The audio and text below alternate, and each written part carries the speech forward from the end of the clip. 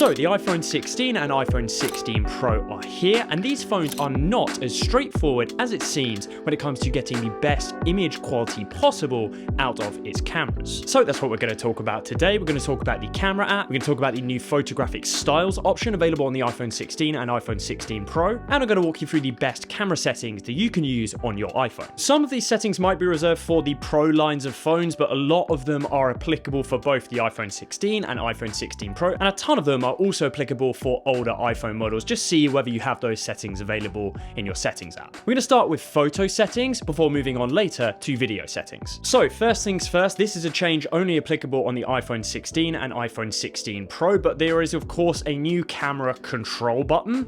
Right now, I don't think this is really up to scratch. We're expecting an update later in the year to hopefully significantly improve the performance of the camera control button. Right now, what actually tends to happen to me is I end up changing settings when I don't intend to do that. It is really useful as a way to launch the camera app, but the first thing we're going to do is actually head into the settings application. We're going to scroll down to accessibility, and then on this page you get access to the camera control settings. The top option, if you are wanting to just kill this entirely, you can turn this off. I've actually just turned off the light press because this is when I end up just kind of changing a camera setting when I actually didn't mean to do that in the first place, and that still allows me to use it as a one button press to open the camera app, which you can see just like that. And that actually does change things because now on the iPhone 16 I'm able to change the action button on the other side to open the Blackmagic camera app, which is the app that I use for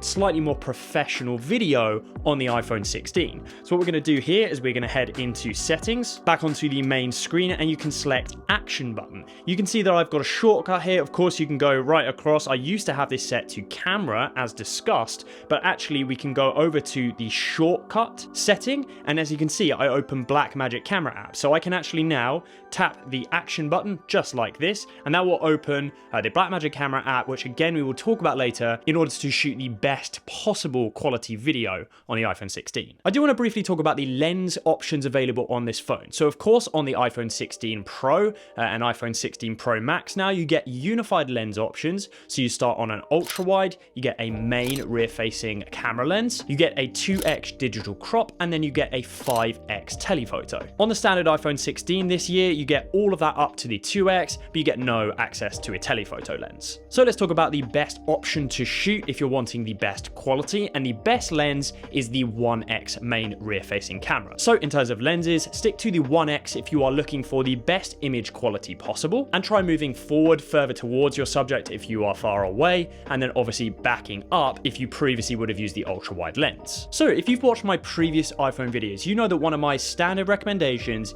is to always shoot in ProRAW modes if you are looking at getting the best image quality out of these cameras. And that definitely remains true. We'll talk about Apple ProRAW in a little bit, but we're going to talk briefly about the new photographic style system because this is a really significant change.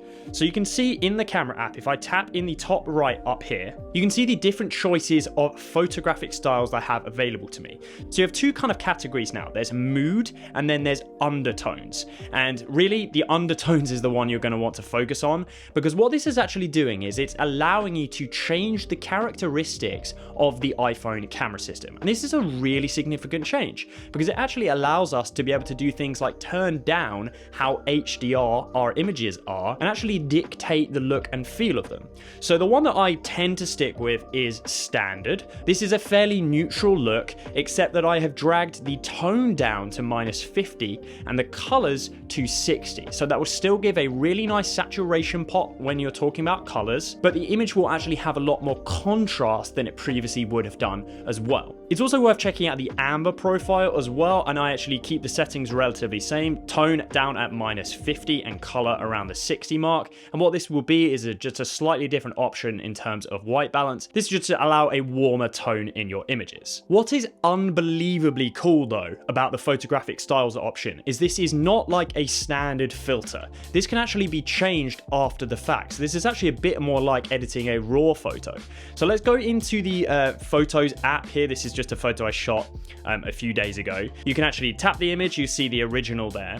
you can see that I can actually change the way the photographic style looks on this image. This is the default settings for the standard picture style. You can see that that's basically what the iPhone would spit out by default. So you can pull this down. So if we go around about to our -50 and then the colors to +60, roundabout there, doesn't need to be exact. You can then tap on the image, you can see the original, and you can see my enhanced version. It just gives the image a little bit more pop and a little bit more contrast. And you can basically ensure that every single one of your photos is taken in this way, and you're able to personalize this to your personal preference. And again, this can be changed, which is also really fantastic. So you can swipe that over to amber, as you can see, or you can go over to something a bit more dramatic, or even one of the actual kind of stylized tones that they have available. I would stick personally with the standard or the amber undertones, but you can of course experiment and find something which you really like yourself. So now that we've talked about the photographic styles, which is a really big update for the iPhone, let's head into the settings app for the camera. So let's open up these settings, we'll go back to the main screen and we'll go into camera. So this is of course where you're going to control all of the in detail settings for your camera app. The first option available at the top will be present on the iPhone 16 and iPhone 16 Pro. That will allow you to change how the camera control button works. So you can see at the top that you can change that to require a double click for the launch camera. And then you can also, if some of your third-party apps have been updated, you could launch a different application there instead of the default camera app. So I could add Halide, which I have, or Instagram, and you can do that directly from that press. So that's quite cool. I leave that kind of as standard. You can see in your app settings here, you've got the photographic styles highlight. This is just a different way of setting up the photographic styles. I actually prefer to do this in the camera app itself. I find the UI a bit easier. I find the way they do this inside the settings application a little bit confusing. So you don't actually need to do it through here. So you can just definitely set them in the camera app itself, like I showed at the start. And now we're heading into the core camera settings. So first of all, I record a video. If you're in Europe, quick tip, you want to scroll down to the bottom here and select show PAL formats, and that will actually allow you to select PAL, and by PAL I mean 25 frames a second video frame rates. So I shoot everything at 4K 25 frames a second, but you might have a different preference there.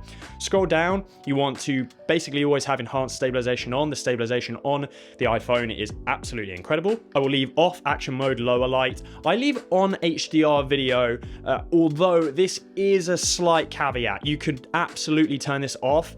From time to time I do need to deal with HDR video, which is why I personally have that on. But you could easily turn it off and it does make your video files a little bit easier to work with in post. The other settings I won't touch for now. We're going to record slow-mo at, I have the option available 4K at 100 frames a second, or you could shoot 4K at 120 frames a second. Obviously a new feature available in the iPhone 16 Pro, which is really exciting. Record cinematic, I don't really shoot cinematic video, that's why I haven't actually touched that, but sure, you can change that to 4K if you want.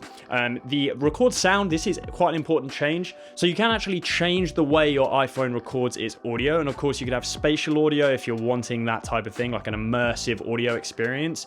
I actually turn this off and I go to mono because I edit my videos for YouTube obviously, and a mono track is just much easier and much nicer for you guys hearing it at the end of the day. Back into the main screen, and here we have preserve settings, and this is really important now. If you don't know what this is, basically what this does is this allows you to retain the settings you have available in your camera app when you close it. So if you toggle all of this on, the camera app will be exactly the same as you left it. Some of the things I actually like to reset, as I'll explain as we go. But so I leave on camera mode, controls menu, and photographic styles. And now that is a crucial one because if you are shooting in a particular style, you kind of want it to always retain it. If you change something, you want it to retain as well. Creative controls, I turn off. Depth control, I turn off. Macro control, I turn off. Exposure adjustment, these are all things I actually want to reset if I relaunch the camera app. Same with night mode. I don't know why I have portrait mode enabled. I'll actually turn that off. ProRAW and resolution control, this is a really important one also to retain, in my opinion. If you are shooting RAW, you kind of always want the ability to stop, maybe exit the camera app, take up your phone and think you're still shooting in RAW. Like, it's just kind of not a good experience if you think that you are shooting in RAW and then you don't. Live photo as well, I actually pretty much turn live photos off at all times on my iPhone. I just think it is not a setting that people should use if they are wanting to take the best photos possible. So I turn that off, but I leave this setting on to ensure that it is always off when I open my camera app. I have off, use volume off for burst, show QR codes. That's actually a really useful feature, of course, being able to take images of QR codes. Show detected text, same thing as well. The composition controls are important. First of all, I leave on my grid because, of course, if we head into the camera app here, it's actually nice to have this kind of quadrant grid on the side of the phone. It's just a useful feature. And I haven't actually changed this on this phone yet, but I also turn off view outside the frame because it will help with your composition. You can clearly see the difference there. I've got no view. I'm only focusing on what is available in that viewfinder because that's the actual shot that I will get after the fact. So why would you have the extra kind of peripheral vision around the side, because that's not going to be in your photograph. And scrolling right up to the top, this is the most important section. You might think I missed it, but I was leaving it essentially to last. This is the formats section. This almost is like the most important thing on this page. So first of all, you're going to switch your camera capture. This is one where it's kind of somewhat preference. I'm going to keep it on high efficiency because I take a ton of images on this phone, and I just find the iPhone's formats really fantastic in terms of keeping file sizes down. The photo capture, we're going to go into there. You can see that it is set at 24 megabytes. So the main rear facing camera on the iPhone is a 48 megapixel sensor that will bin it down to a half the image size, and you are still retaining a ton of that data. So you're going to want to keep that at 24. You want to toggle on your ProRAW and resolution control. This will give you this circle in the top right that allows you to toggle on and off the Apple ProRAW controls nice and easily on the camera app itself. And then the Pro default, this is an extremely useful tool, and it's a new change, and it's not really getting the kind of hype that it actually deserves at this point. You're going to want to change the setting up here down to ProRAW Max. So that is of course the RAW Max format that we had in the previous generations of phones, and it will shoot a full 48 megapixel image. What is new is these ProRAW format options at the bottom here. You can see that you have your previous JPEG lossless. Basically that is just the standard RAW mode available. This is a bit confusing that they're called JPEG here. They're not actually JPEG images. They're going to still give you a raw DNG file, but the change is the inclusion of this JPEG XL lossy. What this basically allows us to do is reduce the size of the previous iPhone RAWs, which were around about between 80 to 100 megabytes, to 20 megabytes. So when you are shooting the best possible images on your iPhone, you're now able to do that basically for 20% of the size of the formats without losing any quality. So this is a massive change. Heading back onto that main screen, we're going to scroll down to video capture. I am going to, for now, turn off Apple ProRes, and we will talk about this when we talk about the video settings, because I absolutely love Apple ProRes on this phone, but I don't record it in this way. Back onto the main settings camera, we have just a couple more settings to go through here. The first is the Fusion camera. It's basically a kind of a gimmick name, to be honest, but you can just have options to the different lenses here. This just allows you to go tap on the one, and you can go from 24 to 28 millimeter to 35 millimeter. That's all it does. I have this on. I just kind of always sit at the 1x though. Heading back into the settings, scrolling down to the bottom, you want to leave on prioritize faster shooting, lens correction, and macro control. The macro control is interesting. If I go over to my microphone here, this basically allows you to have actual manual control over the macro ability on your phone. I just like having manual controls on my camera where possible, so that's a really useful feature. So now that we've talked about shooting those JPEG images using the new photographic styles feature, of course we do have to talk about RAW files, but I'm going to jump over to the computer to actually do that. All right, so I have two images here. I want to keep this as brief as possible because I'm conscious this video is getting a little bit long, but there are two images. So this first one is a high efficiency image. So this is essentially the standard image that the iPhone would spit out, and you can see if we zoom in a little bit just how kind of contrasty and how much sharpness there is in the image. Still, it is absolutely best to shoot in the ProRAW mode. So this is a 48 megapixel ProRAW image, and it just is a far softer experience than you would be getting using the standard modes. And that's actually before we've even adjusted the sharpness here. So I'm going to pull down the sharpness. I always do want a little bit of sharpness in my images, but you can see if we look at the kind of the detail on the tower, the detail on the tree here, if you switch that over, that is just night and day.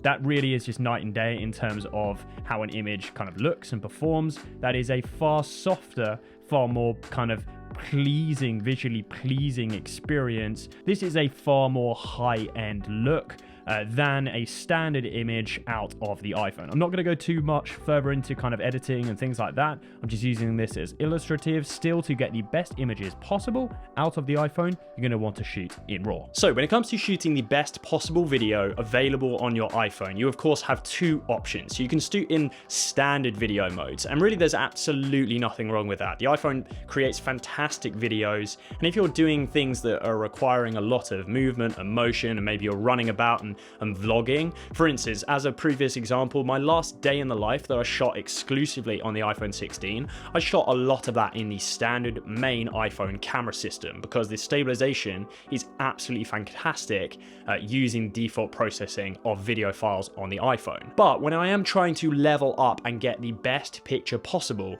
I use something called Blackmagic Camera app on the iPhone. And what this allows me to do, what the biggest significant difference is, if we use the action button, which I previously set up to launch the Blackmagic Camera app, and then go into the settings here, you can see that the three options at the top are the ones we want to focus on. So we're going to go into codec, and this allows you to change the compression level on your ProRes log. So you're able to just literally do that right here. So by default, the standard Apple camera app shoots in Apple ProRes 422 HQ, which is a ginormous file format, and it's just almost too big to work with, to be honest. It's significantly bigger than my professional video cameras. It is absolutely huge. If you're shooting 120 frames a second, I think it's something silly like 3 minutes of footage will fill up an iPhone. It's just mental. So of course you don't want to shoot in that.